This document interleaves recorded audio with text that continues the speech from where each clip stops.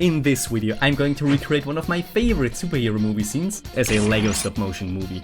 All the way from building the minifigures in the film set over to the animation and visual effects editing. And I'm of course talking about the Green Goblin bridge scene from the very first Spider-Man by the legend Sam Raimi. And this project turned out to be one of the biggest creative undertakings of my life. So buckle up folks, because we've got a movie to make.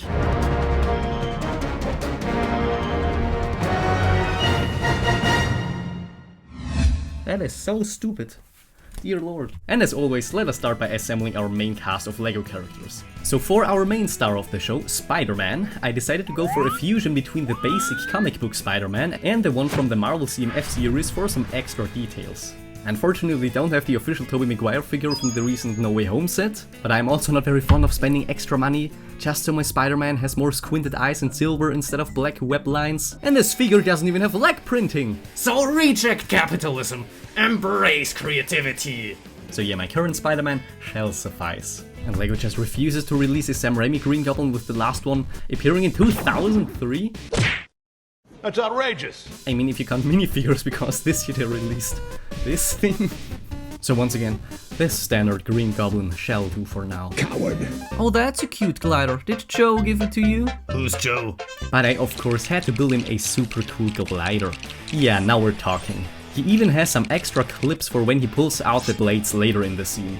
And for MJ, the most fitting face and hair I could find in my collection were the ones from Claire from Jurassic World. Which is actually kinda funny because Bryce Dallas Howard, the actress of Claire, plays a different Spider-Man girl in one of the Spider-Man films. And I combined those with the torso and legs from the ball Hermione and white arms. And with that being said, our main cast is fully assembled. The next thing I did was to build the red cable car with all the pesky children that play a prominent role in the whole scene. To give the whole thing a more rounded look at the edges, I used this fancy building technique with red tiles and snot bricks. And by using two of those plate modified from a creator set, I also integrated the sliding door for this one shot at the end. Now topping everything off, get it? I stole those fancy bricks from the car's oil rig and built the top with some Jurassic World fences as the cable. We have been freed! And there goes our finished cable car.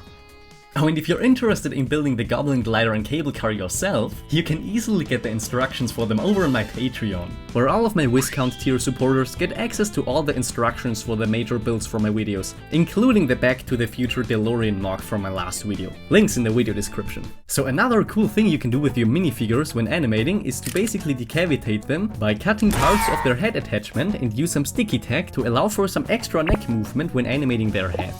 What? Don't even think about that! I'm a valuable piece of plastic and one of the greatest Spider-Man figures out there. You do not mess with my neck! Yeah, okay, fine. Jeez. I guess we're gonna leave him as one piece for now. And with all of this covered, it is time to build the film sets and get animating. But before that, I want to quickly point out how animating Spider-Man in LEGO stop motion is, not easy. At all. Every aspect of the delicate movements of this character are especially hard to pull off in stop motion form, because of his main form of transportation being the use of web swinging.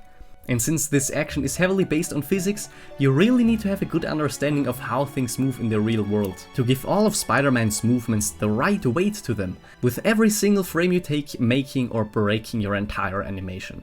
And unlike in 3D softwares, you also have to worry about gravity and using rigs in LEGO stop motion, which also takes some time to get used to. So I personally find that animating Spider-Man is the crowning achievement of LEGO stop motion.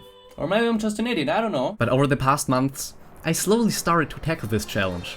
While my first attempts were cringeworthy at best, I gained a better understanding on how to animate this character. And after a lot of hard practice, I stand here today, ready to tackle this scene from the original Spider-Man, and making it the best that I possibly can. So with those wise words out of the way, let's talk about the elephant in the room. No, not you! So, how on earth are we gonna recreate a scene at this enormous scale as a LEGO stop motion movie? Well, I actually found ways to make this feat possible, and to use my LEGO bricks as efficiently as possible. So in my version of the scene, there are a total of 84 shots that I had to animate, and I started by breaking down the whole scene into all the various set pieces that I had to build. And I narrowed them down into these 9 main set pieces. And by finding some nifty workarounds, building all those individual locations should be more than possible. But luckily, in my universe, Lego Voldemort won the Battle of Hogwarts, which means that I had a lot of spare Hogwarts pieces lying around, out of which I could build all of the film sets. So after sorting this huge pile, I was ready to start building. So the first set I decided to build was the bridge from far away.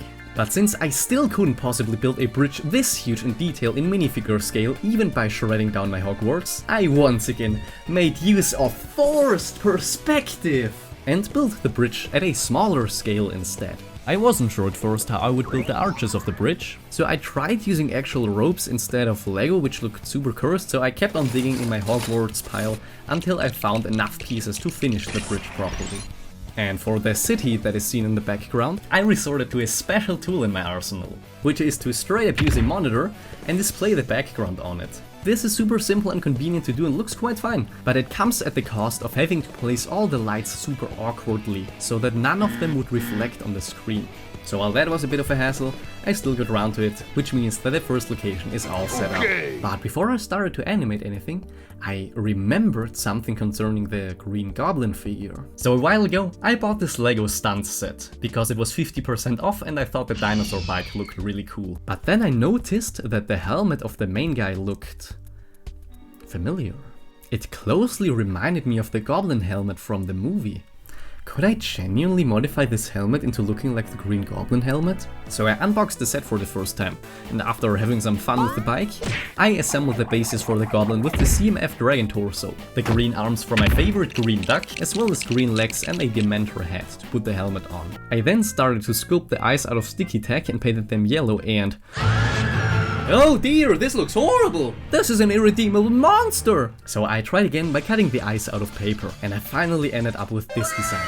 It is crazy how well this helmet actually resembles the Goblin mouth, and while the figure is by no means perfect, I liked it more than enough to use it in the final movie. And I could not resist playing some more with the epic dinosaur bike.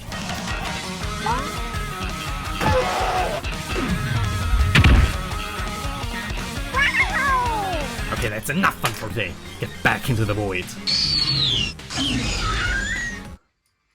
So for the first shot I animated, I decided to go for this one here. But for the Goblin and cable car to be in scale, I additionally built a micro version of those two, which is a technique even the official Lego movie uses at one point. But at this point you might be wondering, how do you animate Lego characters flying? Because you can't just place Lego characters in the air because of, gravity? So in order to compensate for that, the Lego character needs to be attached to a neat little rig that keeps the figure in the air and allows it to be posed in all sorts of ways. But I don't know if you've noticed, but in real life, flying things aren't usually attached to any rig. So in order to remove the rig after you have animated the scene, you need to use a powerful video editing technique. That is masking. No, the masking I'm talking about is a little more complicated. With great power, there must also come. So all the major video editing softwares have a mask tool, with which you can add control points to create a shape that deletes everything in it on this layer, allowing everything underneath to peek through. So what you gotta do is to take a picture of this scene without any characters in it, the so-called clean plate, and insert it underneath the mask layer, and voila! Now he's flying! But the mask is only in the right position for this one frame, so you have to manually adjust the mask for every single frame of this entire animation. And let me tell you, there are so many rigs to be removed in this entire scene. There barely is any scene where a character isn't in the air. And because I'm such a huge idiot, I forgot to take the clean plate half of the time, which means that I had to manually make my own in Photoshop for some of the shots. But with all the shots of the little bridge built, there is still one more obstacle to overcome. How on earth do you animate Lego stop-motion explosions? And unlike last time, I actually didn't decide to go 100% practical. You know, back when I first started out animating, I made explosions like this.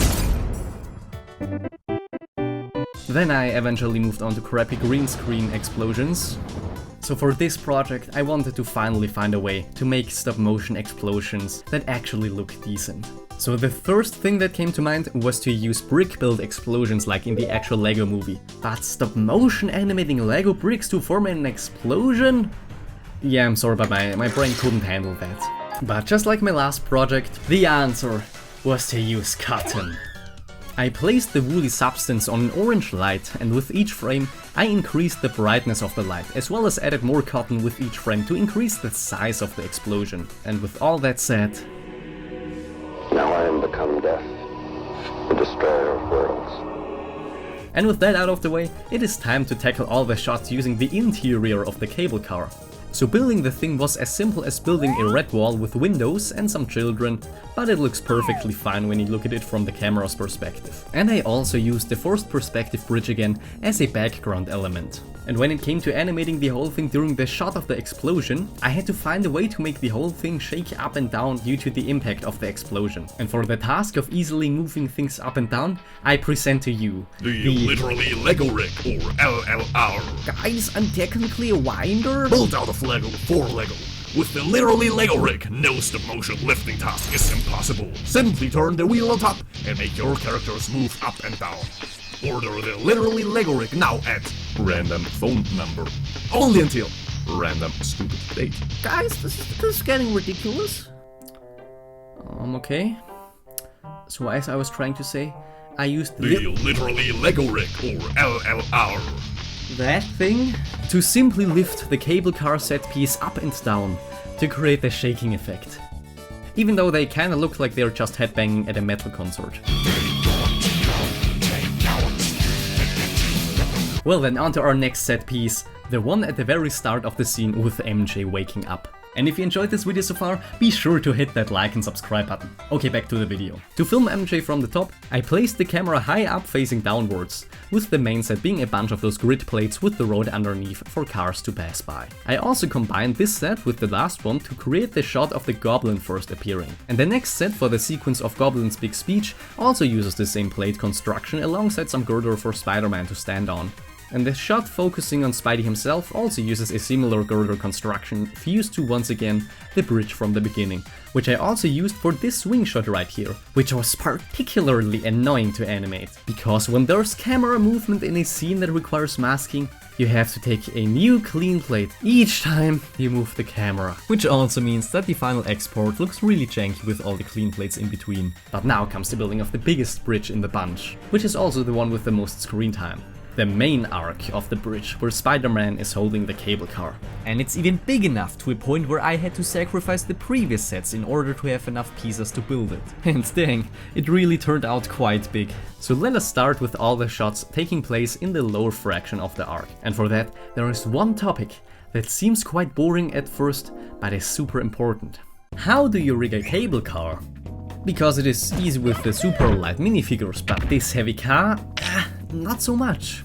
Well, my first attempt was to build those weird things that could spin outward, allowing the cable car to kinda stand there and be able to be lowered, but yeah, that construction wasn't quite stable enough. But by using one of those rotation thingies on the one side and that thing on the other side, this construction worked quite well for most of the shots. But for some others, I simply put the car on a stack of those grid plates and removed one of the plates for each frame, causing the pile to shrink and the cable car to be lowered.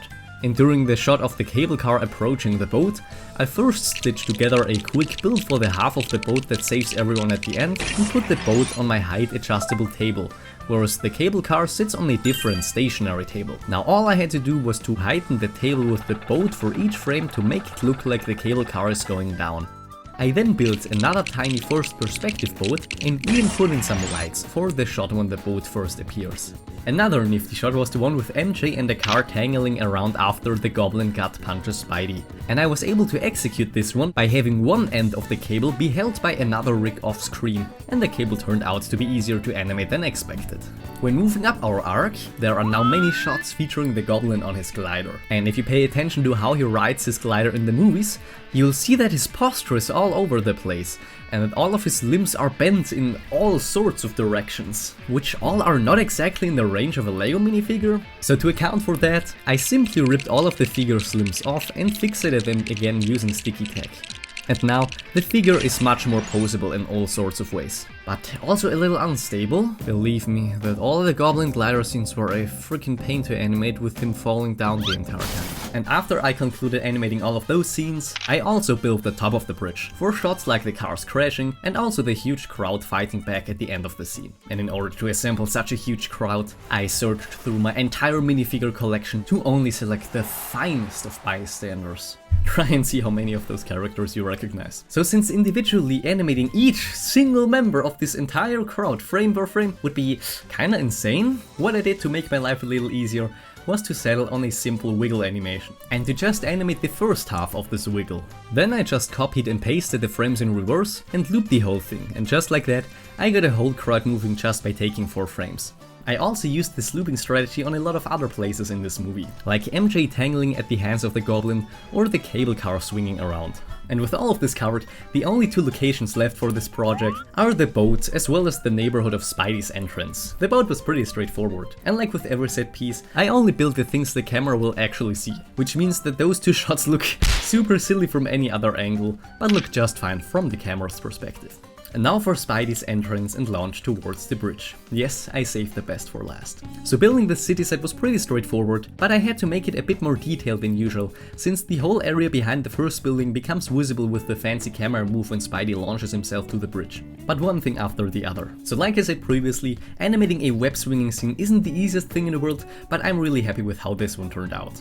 And if you look closely, you will find that I also did some fancy limb shenanigans once again to give the landing a bit more flow. But animating the shot of Spidey launching himself towards the bridge was a lot more nifty. So first of all, I decided to cut this one shot up into 2 because this camera rotation is not really something I'm fond of dealing with. So the first part will be the initial launch, and the second part, the flight towards the bridge, then leading into the swinging shot from earlier.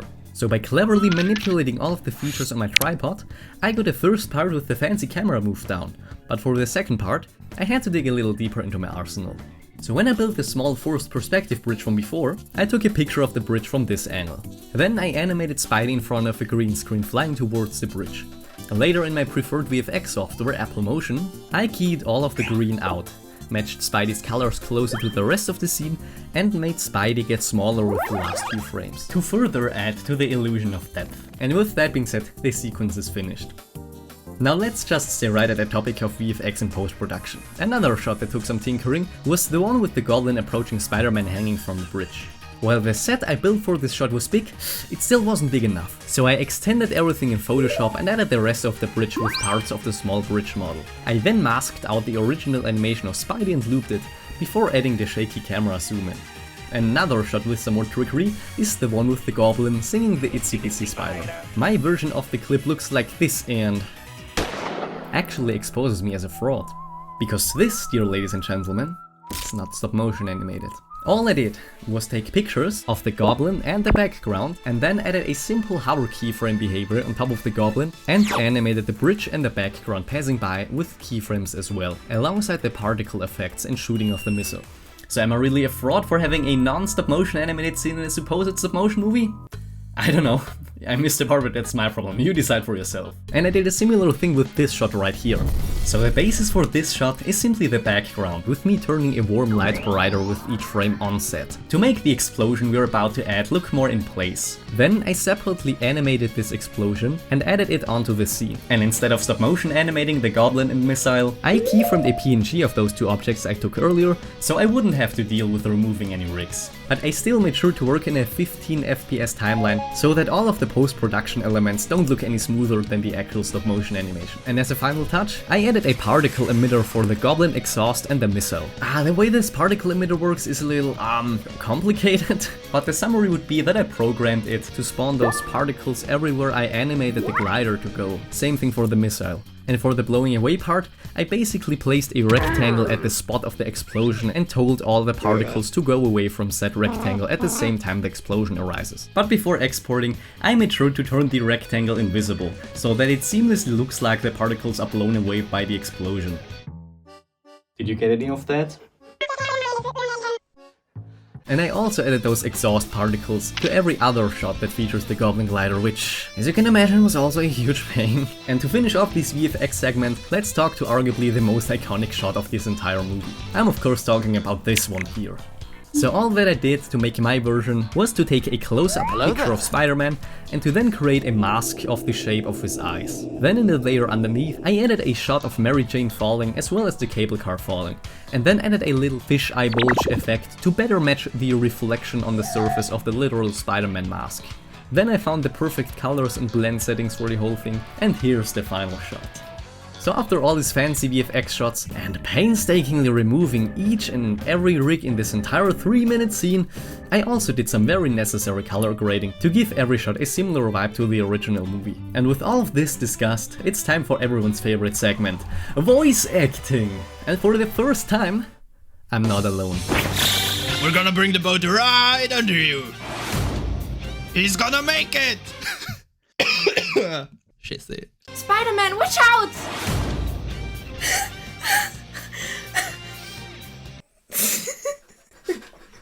Sterben ist zu lustig, aber. Sterben ist viel zu lustig. You mess with Spidey, you mess with New York. You mess with one of us, you mess with all of us. Speed. I am Speed. Hey Leute.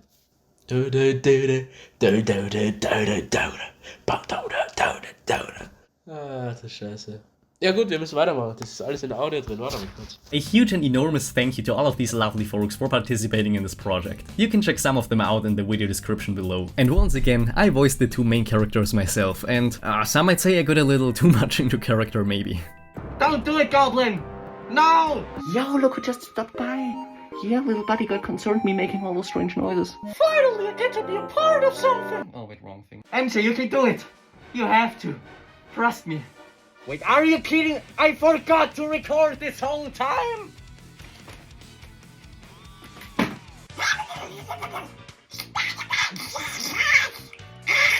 Spider-Man! This is why only fools are heroes.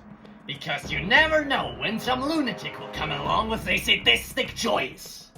Let's die the woman you love, or suffer the little children. Okay, that was something. And now, after this long journey, the movie is finally finished. Like for real, dear lord, this damn movie took so much longer than I ever thought. So please, have a look and enjoy.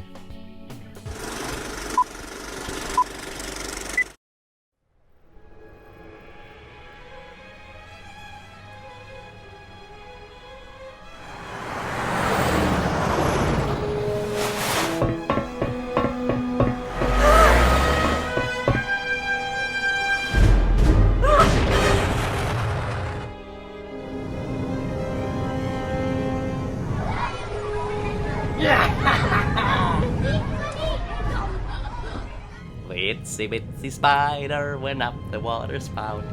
Down came the goblin and put the spider out.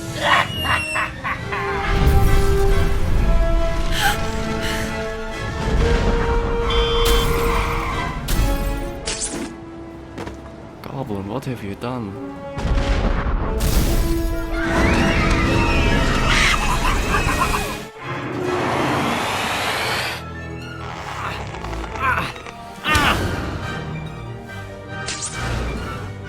Spider-Man! This is why only fools are heroes. Because you never know when some lunatic will come along with a sadistic choice. Let's die the woman you love, or suffer the little children. Make your choice, Spider-Man, because this is how a hero is rewarded. Don't do it, Goblin! We are who we choose to be. Now choose! No!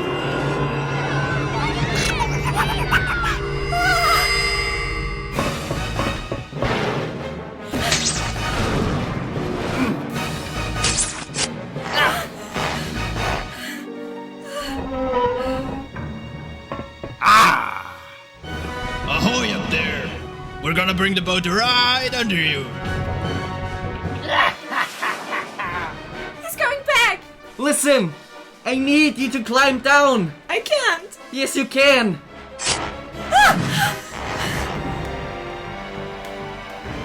MJ, you can do it! You have to! Trust me!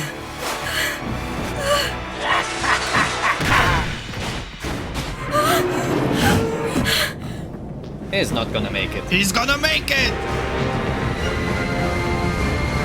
It's time to die!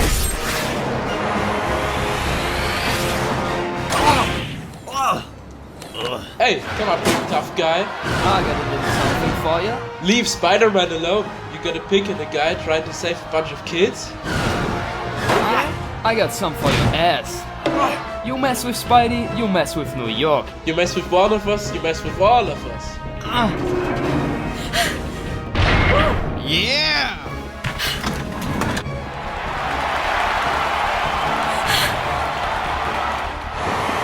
Spider-Man, watch out!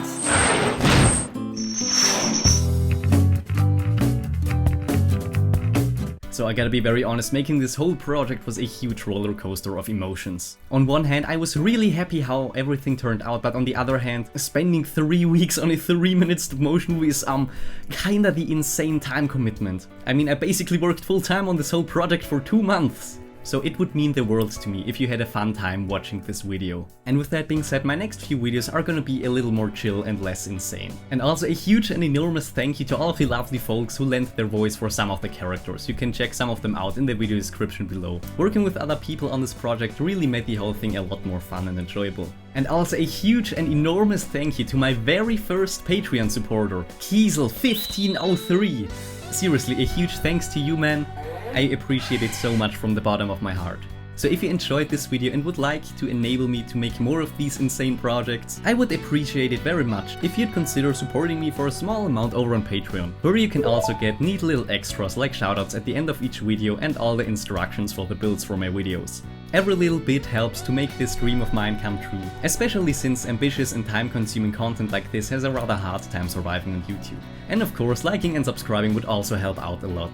And if you still feel like it, be sure to check out my last video if you haven't already, where I turned Back to the Future into a LEGO stop-motion movie. Well, with that being said, goodbye folks, have a great day, and lots of hugs. Bye.